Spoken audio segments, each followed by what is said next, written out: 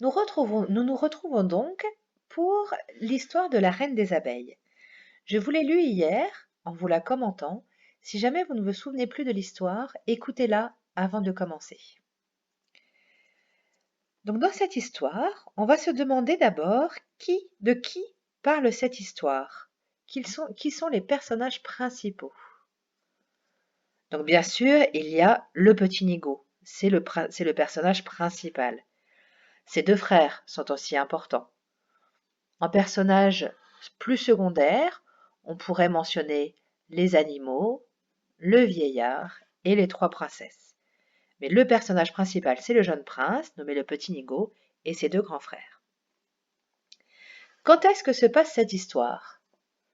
Au début du texte, on nous dit « il y avait une fois ». Donc ça, vous vous souvenez, en général, ça veut dire que quand ça se passe plutôt il y a longtemps.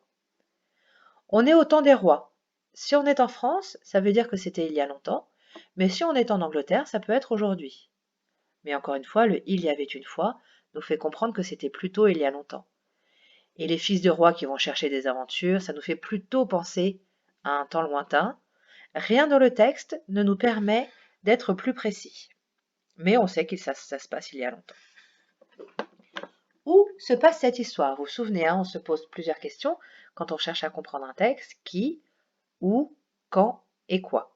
Donc là, on se demande où se passe cette histoire. On n'a pas d'indication géographique précise, on ne sait pas si c'est en France, en Argentine ou en Chine. En revanche, on sait que ça se passe autour d'un château, dans une forêt, dans la campagne, et à la fin, à nouveau dans un château enchanté, qui a été ensorcelé.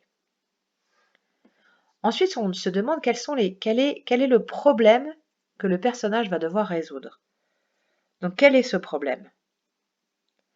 Son premier problème au départ, c'est de ramener ses frères. Vous vous souvenez, au départ, il part chercher ses frères.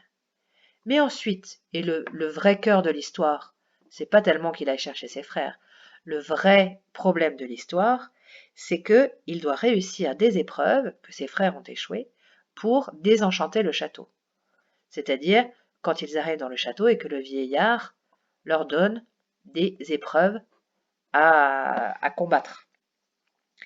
Donc il faut qu'il résolve tout ça pour ne pas être changé en pierre.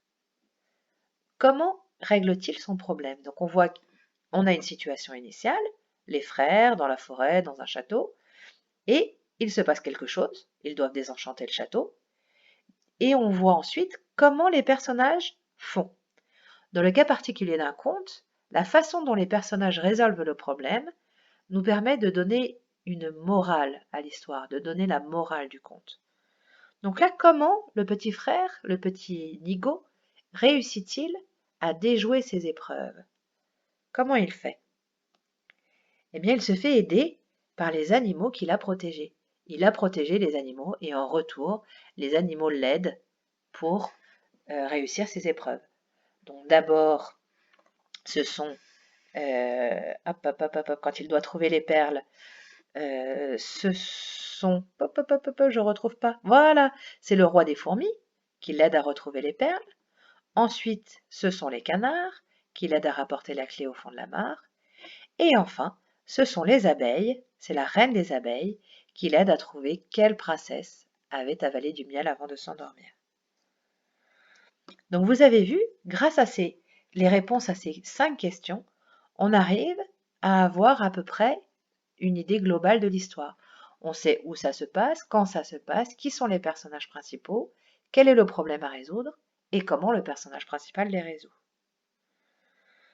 Vous vous souvenez, on avait dit aussi, dans un second temps, pour comprendre mieux l'histoire, il fallait se mettre à la place des personnages, c'est-à-dire essayer de savoir ce qu'ils pensaient, ce qu'ils ressentaient, quel était leur caractère. Tout au début, on a vu que les caractères des deux frères, donc les deux fils de roi, on a vu qu'ils étaient plutôt méchants. Parce que, pour deux raisons. D'abord, ils se comportent très mal, et ensuite on les oppose au jeune frère qui est plus gentil. En devinant, en comprenant les caractères des personnages, ça nous a permis de voir qu'il y allait avoir une opposition entre le petit frère qui allait aider les animaux et finalement s'en sortir, et les deux grands frères, qui finalement étaient eux l'inigo, parce qu'ils étaient méchants et qu'ils ne comprenaient pas que c'était en se comportant bien qu'on était récompensé par la suite. Alors j'aimerais maintenant que vous essayiez, à votre tour, de raconter cette histoire avec vos mots, d'en faire un résumé comme on fait en classe. Je ne vous demande pas de me raconter tous les détails de l'histoire, mais juste de relever les mots importants, les passages les plus importants, et que vous essayez, comme si vous deviez raconter à vos papas et vos mamans l'histoire qu'on est en train de travailler. Donc vous allez voir vos papas, vos mamans, vos frères, vos sœurs en leur disant « Tiens, je dois te résumer l'histoire que nous avons lue », c'est-à-dire en donner les principales informations. Les principales informations, ça sera quoi? Quand se passe l'histoire? Où elle se passe? Qui sont les personnages principaux? Quel est le problème? Et comment le personnage principal le résout? Enfin, vous pouvez bien sûr donner la morale de l'histoire. Je vous laisse faire ce travail, et quand vous l'avez terminé, vous pouvez, si vous voulez, l'enregistrer en audio et me l'envoyer, l'écrire, bien sûr, c'est encore mieux, mais je sais que ça sera peut-être un petit peu difficile. Sinon, on en reparle demain. Au revoir!